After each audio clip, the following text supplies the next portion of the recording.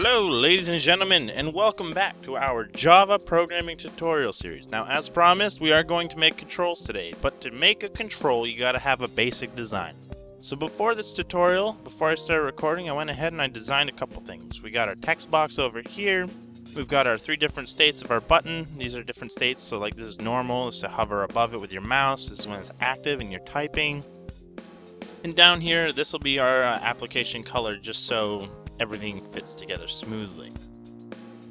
So I'm probably going to split this episode into a two-parter, and the reason for this is because there's a lot to cover when it comes to controls. There's the abstract class, which is the base control, and then there's the actual individual classes setting up the buttons, the text boxes, etc. First, we're going to want to go into our project here, and we're going to want to create a new package. And in this package, we'll just call it .controls. That way we have our control classes all organized. So we go new class control. So this is our base one. Now for it to be a base and for it to extend into the button class and the other things, we're going to make it abstract. Now the reason for this is so that if we were to put the render method, public abstract void, so now it's abstract void, render with graphics 2D as G, if we put semicolon there and we import our thing, there's not going to be any errors, no errors or omissions, because this is our abstract class. So now if we were to create our button, new class button, right, just leave it as that, we will be extending our control. Now see, it has unimplemented methods. Every abstract method within our control must be implemented into here. So now we got our render with our graphics 2D, and this is what's going to render out the button controls. So we'll come back to this. We'll set up the basics. Every single control is going to have the integer of x, the integer of y, so y equals 0. We need a width, so we'll set the default width to 100, and we need a height, and we'll set the default height to about 25. That's it. We have our basic controls. Well, sort of. What we're going to do is we're going to set up our basic functionality. Now, we're not putting abstract to these ones because every class is going to have this. We're going to set our location, which is int x, int y. This.x equals x, this.y equals y. And we're not going to have these private, we're going to have them protected because we need to be able to access them within the button class. So if we were to say draw it at a rectangle at x, we'll say draw rect at x, y, w, h. So now it's grabbing the coordinates based on the control. So we have the protected integers, we have the set location, we'll do a public void set size, int width, int height, this.w equals width, this.h equals height. Everything's working out thus far. And we'll create some variation because we're going to want to be able to set our location just on single value. So set x, int x, this.x equals x, and public void set y, int y, this.y equals y, and then we'll go below the size, we'll say public void set width, int width, this.w equals width, and we're just making as many variations as we can just because down the road we might be able to implement these for animations, etc. Oh, that needs to be void.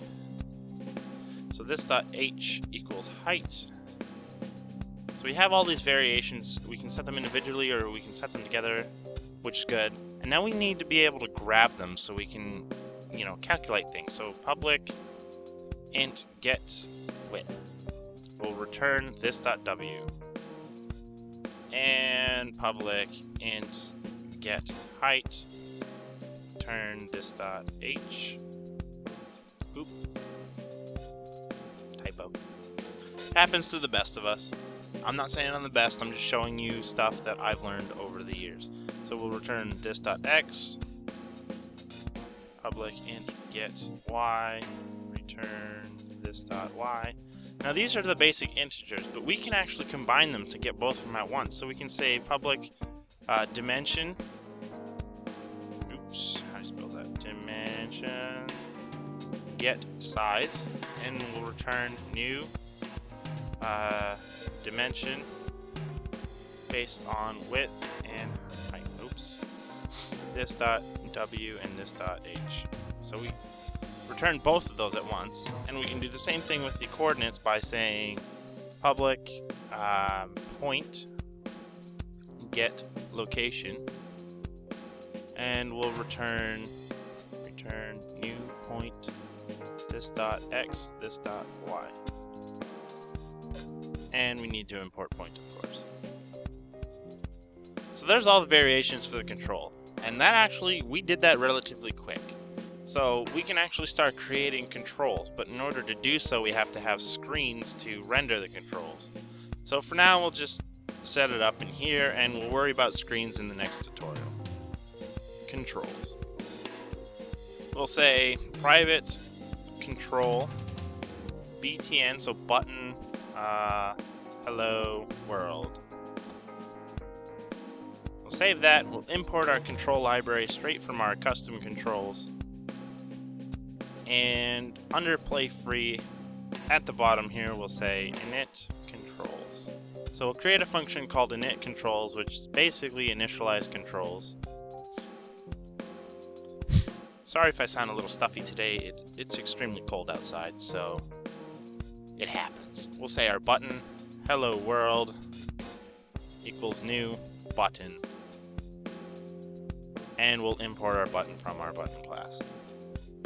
Note, up here we're using our base control, and down here we're initializing it as a regular button. That's because it's extending our abstract class, so it recognizes it as not just a button, but it's also a control.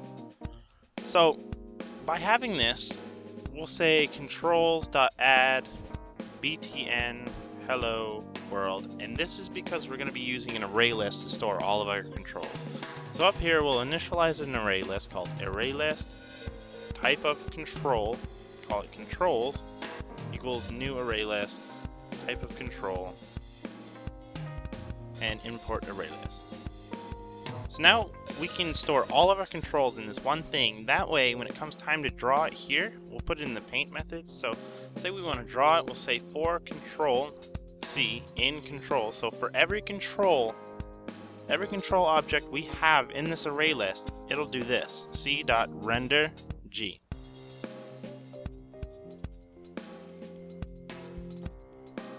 Yeah, we'll just cast it. Graphics 2D. Can we do that? Yeah, just gotta import it. There we go.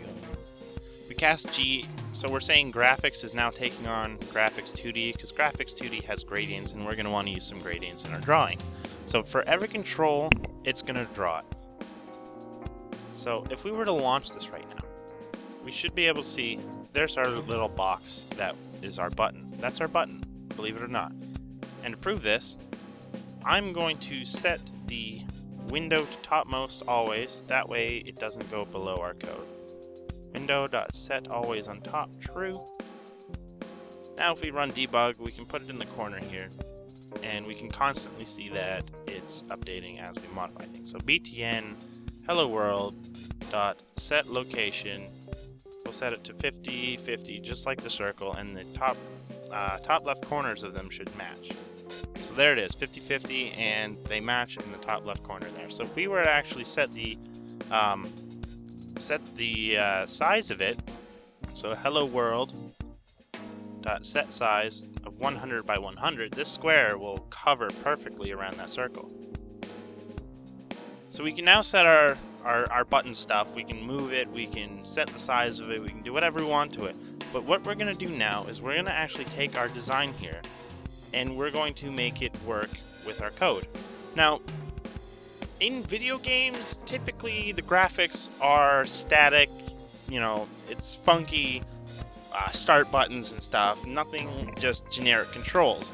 This, we're creating an application, so it's not so static, it's dynamic. You can change the size of it, we can stretch it, we can center things, etc. So we're gonna physically draw every bit of graphic in this button with just code. And the reason for this is for dynamicness. You can reuse this button over and over anywhere under any application. So for the first step, we're gonna need to grab a bunch of our colors and use them. So we'll just push this off in the corner and we'll have it constantly draw there. So the first thing we notice is the border color is like this dark, like tan like color. I'm using Adobe Fireworks CS6, so you can just literally click this button here and it'll copy the red, green, blue values.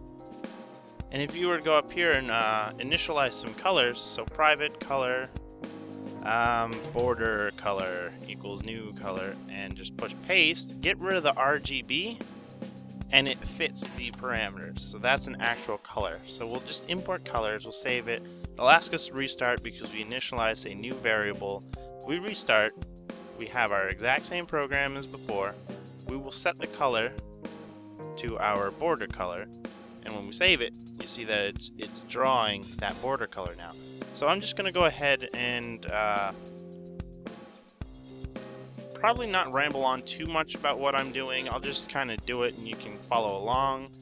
The white color is going to be a new color because it's not solid white like it is, but it's got a 50% alpha, so that's 128 because 255 divided by 2 is 127.5, so 128 will be our alpha. It'll be exactly half, and I will comment this so you can see what's going on. We will draw our border, then at the very end we will draw our highlighted border. So g.setColor white color, g.draw rectangle. Now to inset it by 1, we're going to say x plus 1, y plus 1, which means we're going to subtract 2 from the width and 2 from the height. Oops. That way, when we draw it, it'll go inside by 1, and the width, we got to cut it down so it comes back inside this pixel here. So we'll zoom in here just so you kind of get a better idea. Say we draw this one as this is 0, 0, right? This top corner here, this is 0, 0. What we're going to want to do is move it over to 1 by 1, but if we draw it at the same width, it's going to go outside by 1. So we subtract 2 so it comes back in. So now if we save this, it's going to ask to restart because we initialized a new color again. We restart it, we pull it over to our corner, and you can see there's a highlight on it. Now I know it's faint and you can't see it too great, but that's because it's literally 1 pixel. And I know it's just 1 pixel, but it does make a difference in the design. So the next thing we need to do is we need to grab our top color, which is just a flat color. So we'll grab this color here, copy the RGBs, and we'll say background top equals new color. Pass in the parameters, get rid of the RGB from Fireworks, and we'll say background bottom equals new color, and we'll grab the parameters for that.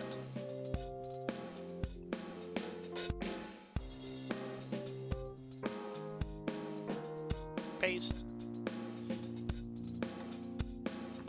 Just do a quick restart again. We have our colors all set, and now we're going to draw it so that the top half of the image, fill background. The top half of the image will be the background top, and the bottom half will be the background bottom. So the way we would do this is we're going to start by doing some basic math. Int half equals h divided by 2. Now you don't have to do it like this, you can do it directly in code, but by putting half, it's just an easier way for me to show. So we'll set the top color, set color, background top, and then we'll say g.fill rectangles because we're filling it now. We'll say x, y, w, and then half. And w. There we go. And if we do this now, you can see it filled the top half of the rectangle with that color. And now we're going to go to the bottom half. So we'll set the color to the background bottom. Oops, what's going on? Background bottom, and we'll fill in that rectangle. Fill rect x, y plus half. So we're going to go from the y coordinate, go down by half, set the width using our default width, and then we'll set the height to half. So now what's going to happen is it's going to go from the Y position here, jump down half, and then draw as half the height. So save. There's our bottom half. We now have our button. If we go back here, we can change the size to however we want. We'll set it back to the default sizes. And you can see it's filling in no problem. Now, if you look at it, the draw rectangle, for some reason in Java, if you fill a rectangle, it's short by 1 pixel. It is always short by 1 pixel. So what we're going to do for our actual borders is we're going to cut them down by 3. And here, we'll cut this one down by 1. There. Now it's a perfect button. You can see it there. We can move it around however you want. Mind you, this is just the drawing methods of it. There actually is no functionality to it. That'll probably be in part 2, is making them work. So we have our buttons drawn. Now we're going to create a new class, and we're going to draw our text box. Text box. First thing we have to do is make it extend control, so extends control, save, and add the unimplemented method. Now if we go to our play free, under control, we know we have a button here, but we can go txt hello world and save it. It's going to ask us to restart again because we have a new private method and something broke. Let's see what broke. Handles paint, null exception. Oh boy. What? Maybe just because it loaded too quick. We'll look back at that after. We gotta initialize the controls again, so we're gonna have to restart anyway. So txt hello world equals new text box. Import the text box from our controls library. Then controls.add txt hello world. Because they're all extended control, you can add it to this array list and it'll loop through and draw all of them based on them being there. So the first thing we're going to want to do is just quickly close this out, reinitialize, and now we'll move our text box down. Txt hello world dot set location. Oops, excuse me. To 100 wide, 100 down. And we can't see anything because we're not drawing anything. So we'll set the color to a border color, and the border color and the highlight color are the same, so we can literally just copy and paste them over. Copy, paste, save, terminate because we have invalid code. Set border color. And the same thing we did before, we'll draw the rectangle at x, y, w minus 1, h minus 1. Now if we push this out, we have our border there for our text box. And I'm going to cut the video here and we'll continue on in the next part, just because we've got our first button control done. We have our basic abstract control done. I'm having tongue twisters. I need to blow my nose. And the text box, there's a lot more involved in it because we're going to be actually adding in a gradient, and we will learn about that in our next episode. So thank you once again for tuning in to our Java programming tutorial. Have a great day, and keep coding.